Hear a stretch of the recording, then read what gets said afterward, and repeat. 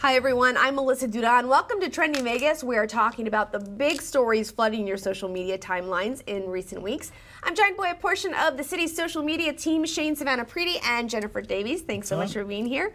And our special guest, Christina Hernandez, who is the Community Services Coordinator for the Nevada Donor Network. Glad to have you. Thank you for having me. So for those watching, what is the Nevada Donor Network? So Nevada Donor Network is basically the federally designated organ procurement organization for the state of Nevada. So essentially what that means, I know organ procurement organization can sound very intimidating to people, but if you get a heart on your license and you decide to become a hero in the state of Nevada, we are the people that do those recoveries for donor heroes locally, and we make life happen, essentially. So I'm honored to represent us, especially being right on the curtail of Donate Life Month, which is in April. So I'm excited to be here. Thanks for having me. Yeah, and a little later on, we are going to actually talk a little bit more about organ donation, the myths surrounding organ donation, and some numbers and events that you guys have going on through the month of April. But you also run their social media. So what's it like running social for a nonprofit who helps give life to people out there? Well, it's definitely, every day is different. I'm going to start with that.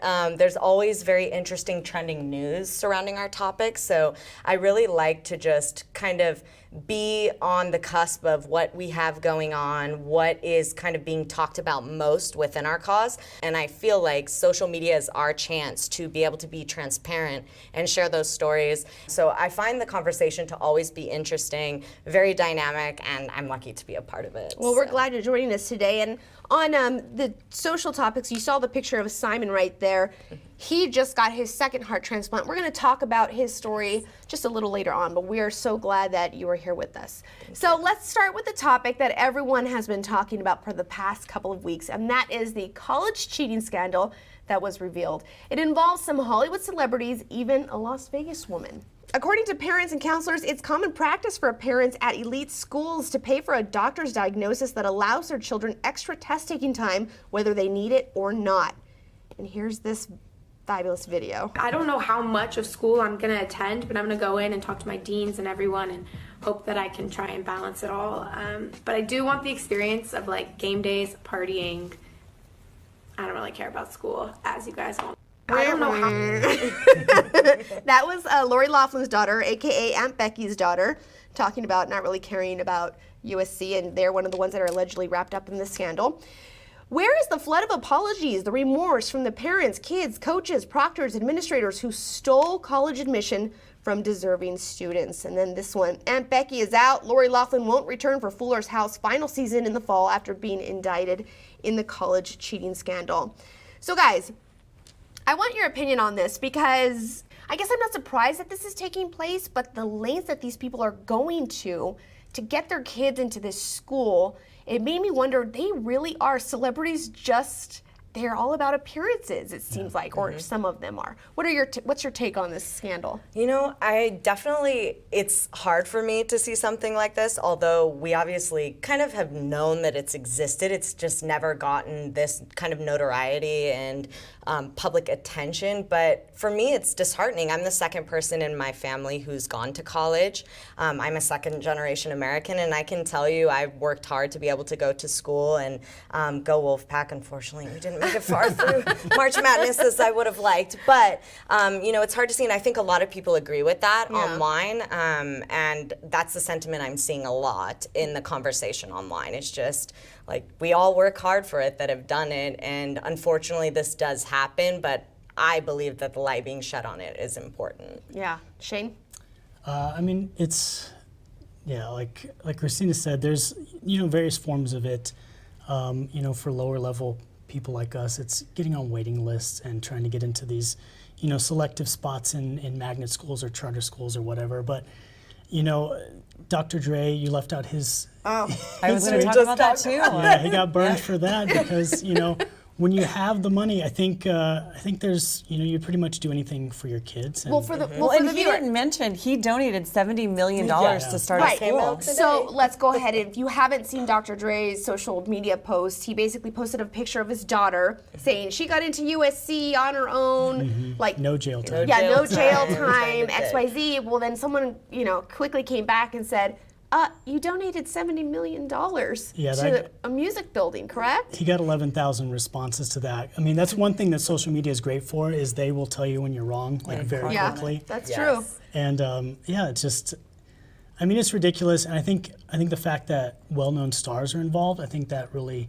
amps up this whole story, because other than that, we'd probably brush it off like, oh yeah, cheating scandal, blah, Right. blah, blah. But when you've got these famous names, like, you know, we've all seen Full House and Felicity Huffman, you know, she's been in movies, Desperate Housewives, so that adds a certain amount of glamour to it. People always want to know what the celebrity's doing, but, you know, are any of us surprised, I guess? Right, and I don't want to say I feel bad for Lori Loughlin and Felicity Huffman, but man, they are just the scapegoats for this thing. Jen, what are your thoughts and what are you seeing? I mean, on I social? went to USC. Yeah, how I much did you think pay? I got in on my own merits. Thank you very much. And I told my dad that the other day, and I was like, "See, you didn't even have to pay anyone to get me in. Yeah. I got in That on you my know own." of. But I think it's disappointing anytime you're an alumni of an organization that gets caught up in something like this.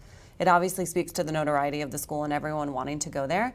Well, I don't know. I don't even think that if you make a huge donation to a university, you should get in. Like, that's not necessary an equal Agreed, but it playing is. field. But it is legal, and people have done Right. it definitely for decades. I mean, but, yeah, absolutely. I think that's the thing, though. It's above board, so everybody can say, "Oh, look at that building with your parents' name on it. That's how you got in." Well, you This had is all mentioned behind too the that scenes. some of the kids didn't know their parents did this. And I Right. think that's what's so sad for them. But I mean, do you know you're dumb or do you not? I'm just saying. Right. So here's You're my not thing. above the law, even if you have a lot of money. And I think that's the resounding message. Right. Everyone should be That's treated true. fairly. And I think it's, you know, it's encouraging to see them come after people like that, because it is maybe going to make people think twice about it in the future. And Yeah, it's sad absolutely. because, you know, the college game is a zero-sum game, so they are taking someone else's spot that could have gotten in.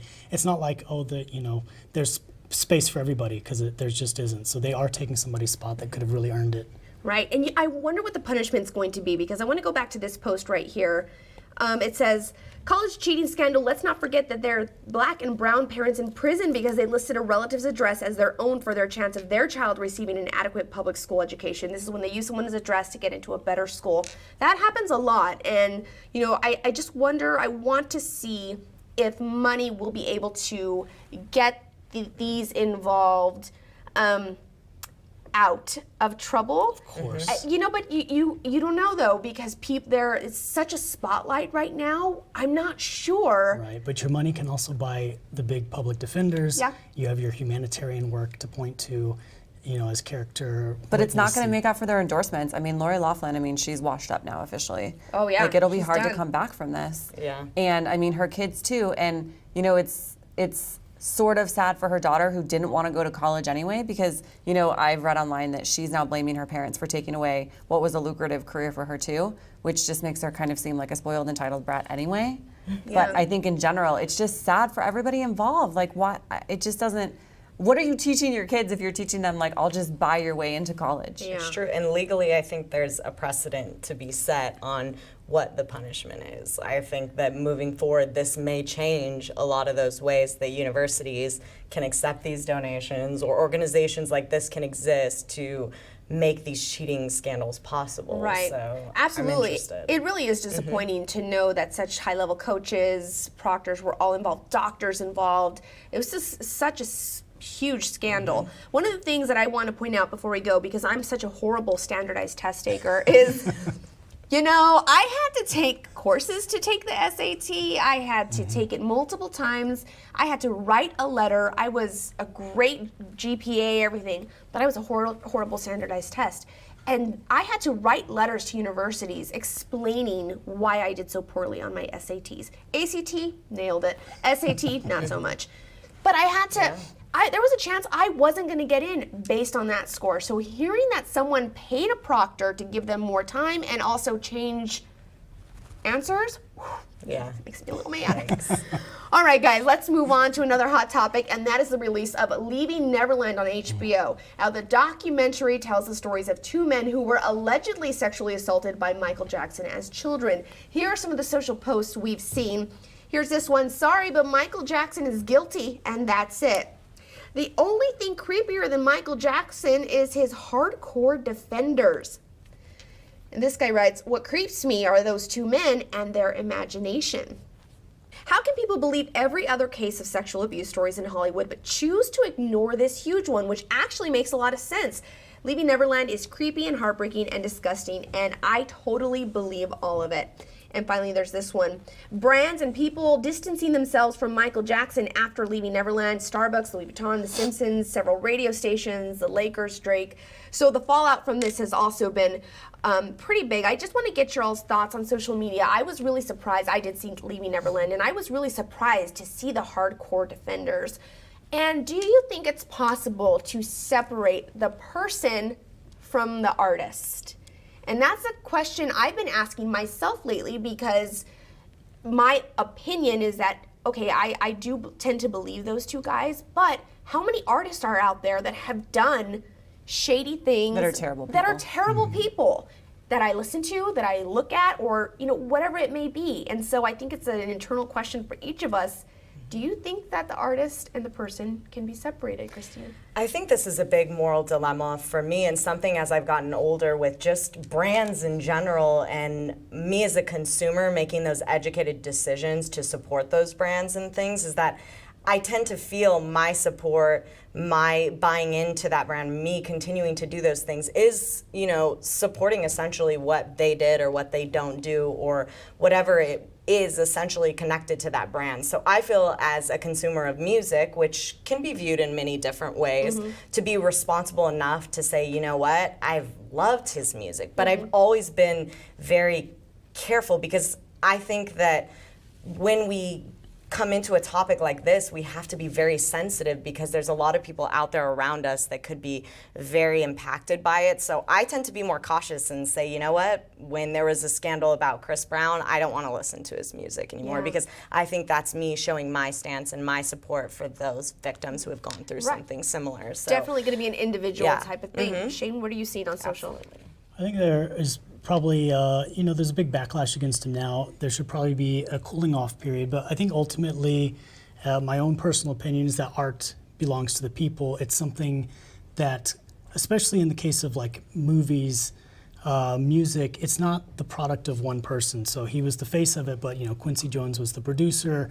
You've got all of these musicians That's a good point. working on the tracks. Like their work is also important and will be buried if you leave it behind. And like you're saying, there's tons of people that if we investigated their life, they would not hold up in today's time. Walt Disney was probably a racist. Gandhi was probably a racist. I'm sorry, Walt Disney was anti-women in that he didn't think women could be creative. You have old-time painters and sculptors that were, murderers. So at some point, you can remove all art because somebody's done something bad at some point, but I think art belongs to the people. I think, though, this whole situation is very, especially with Barbra Streisand, coming out and making these questionable comments, there's a lot of Me Too movement wrapped up in this that is being dealt with, this whole, I believe the victim, but. So as a culture, we're kind of dealing with this whole idea of things being brought to the light that haven't usually been brought to light. They've been kind of covered up. Well, what's interesting about this, though, is that Michael Jackson's not here to defend himself, and so that's a huge, that's problematic in itself.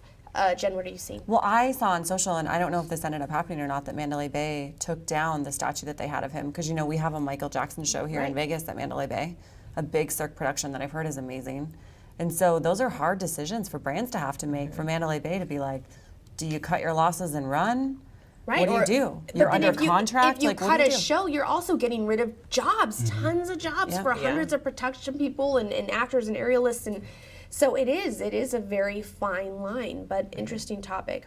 All right, guys, I want to go over one more thing, a huge switch here. Our next topic focuses on what was called Nevada's Big Give. Now, if you were online at all on March 21st, you probably noticed a big push by local nonprofits to make a donation through this website. Well, nonprofits were able to win prizes for most bidders, highest amount earned, et cetera, et cetera. They even had random drawings. Here's an example of some of the posts. Hey you, guess what? It's Nevada's Big Give Day. The giving starts now. Here's this from Friends Red Rock. Today is the day. Give where your heart is and help us continue to preserve and enrich Red Rock Canyon. You know you want to. To donate to our campaign, go here. And these are the kinds of social media posts we just kept seeing throughout the day. Different nonprofits asking for help. And I wanted to mention Nevada Donor Network. This is what you guys did. You guys actually didn't ask for money, but you asked, what did you ask people to do? So basically, our number one goal in our team is to get people to register to be donors. In Nevada, we are at 60% of our state registered, so we're 6% above the national average. We're doing incredibly, but we want to see, of course, 100% of our state becoming a hero and wanting to do that selfless gift for someone else. So we said, hey, we want you to get registered. We're not looking for donations, although we totally applaud our nonprofit partners for wanting to do that for their cause. But just get registered, become a hero today, and do that and give back in that way to, the 630 Nevadans that are waiting for their second chance at life. Absolutely. I thought that was really cool, a really different take on it. Jen, I want to ask your opinion on this. This is a day where you just have tons of nonprofits using this hashtag asking for donations. Do you think it's successful? Do you think it works? What's your thoughts on it? They raised almost $1 million. They did. I think it's really fun. I mean, there are a lot of other states that have done stuff like this, and it's a way to rally everyone together around a common cause for you to support your favorite nonprofit. And so I think it's all in good fun, and I think with the trending conversation, you can learn about new nonprofits and support ones that you love. And so I don't think it's ever had the reputation of being like a dirty money grab or anything like that. And I think it's a really creative way to kind of bring the state together to, make a positive difference. I think it's interesting the majority of it's taking place on social media. Yeah. There's a lot that's wrong with social media, but these kinds of things show the thing that is right about social media, and that you can take a good message, a positive message, and spread that exponentially with all your friends and your network. And so, it's nice to have social media be a good thing sometimes. Yeah. Oh, Shane giving us the feels today. Good answer. All right, good topic, guys. All right, when we come back, Christina and I will be talking about some big events coming up for the Nevada Donor Network in April and how you can become an organ donor. We'll be right back.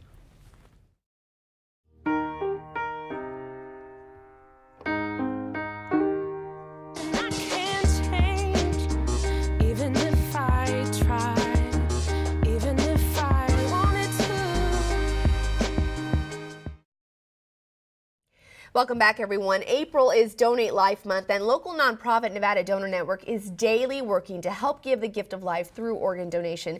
Christina Hernandez is still here with us. So your whole goal is to get people to sign up through for organ donation. Yes, absolutely. What, though, is the biggest challenge? Because I'm an organ donor, but I have some stories of family members who need organs, so I'm a big believer in organ donation. For those who don't know those kinds of stories and those life-saving opportunities, there's a lot of myths surrounding organ donation, and they'll take my organs before I'm ready to go, or things like that. What are some of the big challenges you guys have to get over? Well, I think a lot of it is just awareness and education, and really just being able to get the message out there about the cause. So National Donate Life Month was created by Donate Life America to basically have that message echo throughout our community nationally. And really it's just about those conversations, because a lot of these myths, they're gonna look for my license and see the heart on it and see I'm not, I'm a donor and I'm not gonna save your life. Well, obviously after really horrible tragedies we've gone through as a community, we know that's not true. Our doctors and nurses are working endlessly to save and heal lives after tragedies. And, being able to say, okay, well, you can head to registerme.org and register there. You can also use your iPhone Health app and go within your medical ID tab. So if you really still feel uncomfortable, we know that's not going to happen. But if you do, there's other ways that you can get registered. But I think at the end of the day, it's less about distrust in the cause, and it's more just, I don't want to talk about those icky conversations about me passing away, and well, if I talk about it, does that mean that I'm going to pass away? And I don't want to plan my funeral either, because oh no, if I'm planning my funeral, then that means something's going to happen. So I think it's more of the discomfort of the conversation, and just being able to know that it's not that when you say yes to donation, you're bringing hope to those that are waiting, and that, they're waiting for somebody to die so they can live. It's that, the moral of the story is we're all going to pass away one day. It's not if, it's when. So if you can selflessly give that gift and say yes, then you're bringing hope to others, knowing that there's people out there would say yes and save them if they could. I mean, absolutely. And I think when people think of organ donation, they think of, the heart, kidneys, but you guys do corneas, correct? Other Absolutely. things? And I think for me, the tissue side of donation is incredibly cool, because similar to you, my grandfather passed away at 51 waiting for a heart transplant. And so I've always had the donation message as a part of who I am. And of course, as soon as I got my first license at the DMV, I was like, absolutely, I'm getting a heart on my license. But the tissue side is actually a lot more common. If you know someone who has received an ACL replacement, the term cadaver might have been used, but that's actually someone's loved one. It's a donor hero who gave them that gift. And in instances of tissue, it might not all be life-saving like organs, but it completely changes someone's Yeah, life. makes a difference. And I would see it as saving their life because they can now walk. If someone is serving our country abroad and they have an amputation that took place after a traumatic injury, having a bone graft can help have them a better fit for a prosthetic and mastectomy and being able to have that reconstructive surgery with donor skin. And there's so many different ways that it can change someone's life that I think there's a lot of ways that we may not realize someone next to us or our neighbor or our loved one has had a tissue donation. Let's talk about April and it being Donate Life Month. You guys have a big event planned towards the end of the month. Tell us about this. So Hope Glows is on April 20th, 2019. And basically what we're gonna do is show the city how much hope donation brings when you say yes by glowing. So instead of the early morning charity runs, we're doing something at nighttime. It starts at 6 p.m. It's in Exploration Peak Park in Mountain's Edge. And basically we're having glow in the dark t-shirts, all those huge foam glow sticks. Right.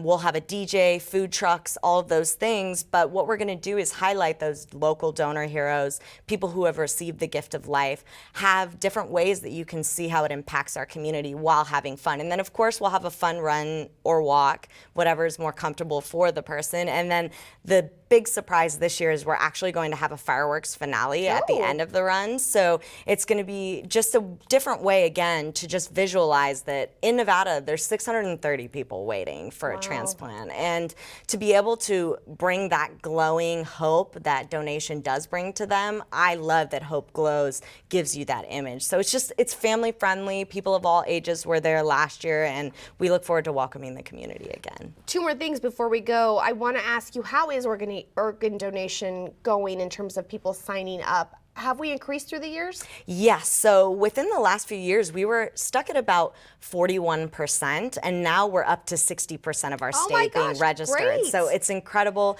That's 6% above the national average, and we're doing amazing as a state and really being selfless because, you know, the other side and flip side of things is that an average of 22 people pass away waiting for their organ transplant every single day. So the need is very real, and it increases and changes as the years go on. Before we let you go, I want to mention out there that your chief operating officer, is that correct, Simon? Yes. He just received his second heart transplant. How is he doing? He is recovering. He is strong as ever. We have kind of a lingo in the office called #SimonStrong. So whenever you see anything about him, make sure that you use that hashtag. But we are so incredibly excited for him. He received the gift of life. He actually received a kidney as well.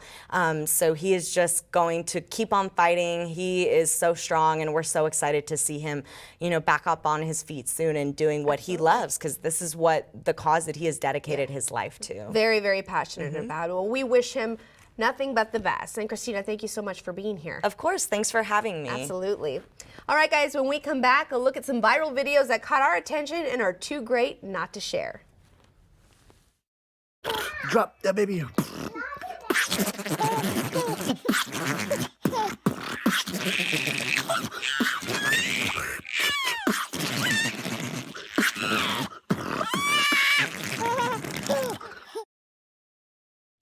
Well, there have been some extraordinary videos that have come out in the last few weeks, so we thought we'd share our favorites.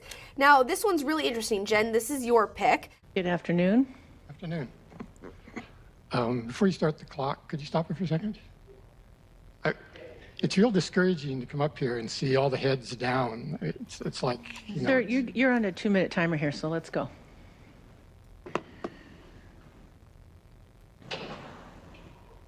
I'm not following you. You're on a 2-minute timer. Could you start it over, please? No, we're not going to. Just go ahead. So it was unreasonable for you to ask that people look up and give me their attention? Sir, you have 2 minutes. So I thought this was really interesting because we see this a lot. We see it in different city councils all over the nation. And it's hard to watch sometimes when you're up there, you've made time to come down to say what you need to Yeah, say. I mean, this is my worst nightmare realized. I mean, this thing has gotten over 2 million views, 40,000 shares. Trying to manage that from a social media perspective is just insane. You never know what you're going to go viral for. And I think it's really empowering that people are so outraged over it, 40,000 shares and all. But at the same time, voter turnout is at a historic low. Wow. And it just makes me upset. It's like, listen, it goes both ways. Elected officials need to be engaged, but so do voters. So take this as your reminder, get out and vote. Yes, I love it, Jen.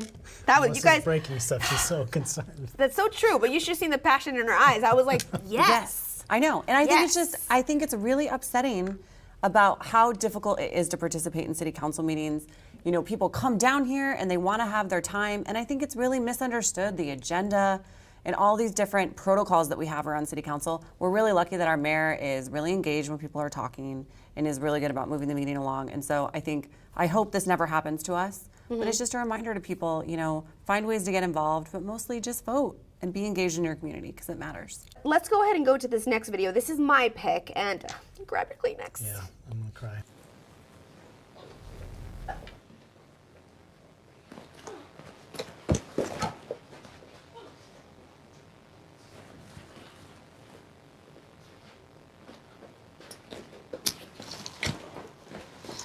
Keep your gulps up, Chip. Keep your hands up.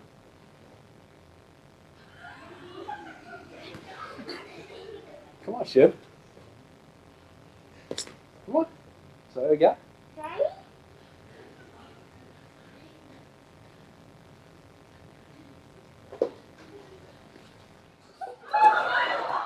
I just can't. I cannot even take it. It really makes you appreciate the sacrifice that military families make. I mean, it really That's huge. does. I mean, it's huge. Look at how he just ran into. I get teary-eyed. I just allergies, guys. Yeah. Like imagine being separated from your children. It hits a little too close to home. Woo-hoo. I'm not crying, you're crying. I'm not crying. You're crying, guys. Yeah, that was emotional. My lashes might fall off. Anyway, Those get me every time. Those reveals where they see their mom or dad back from deployment. Those they never get old, right? never- I can watch those all day, all night. Oh, So thanks, military families. yes. Thank you for all that We you do. appreciate your sacrifice. We're actually going to end on a high note, though, because that was high, but this is like a different kind of like leave you smiling, laughing. This was Shane's pick. This is actually from a while ago, but Shane wanted to bring it back because he just wants to make you guys smile. That's all right. Shane, we probably do, and we just don't.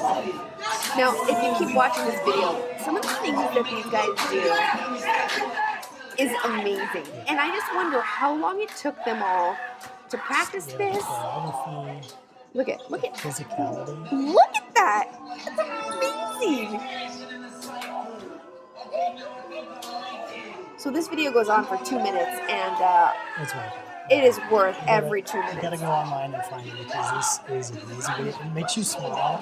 I wish I was that strong. Maybe we should do this on one of the RTC buses. Get our group team Get some going. cirque performers We out should do there. this on Oh, yeah. Yeah, we'll do this on the downtown loop, you guys, so you never know what you're going to see. All right, guys, thanks so much. And thank you guys at home for watching. Remember, you can get in on the conversation. Just follow us at City of Las Vegas and use the hashtag TrendingVegas. You can also find us on YouTube, Apple TV, Roku, and Amazon. Have a great day, everyone. We'll see you next time.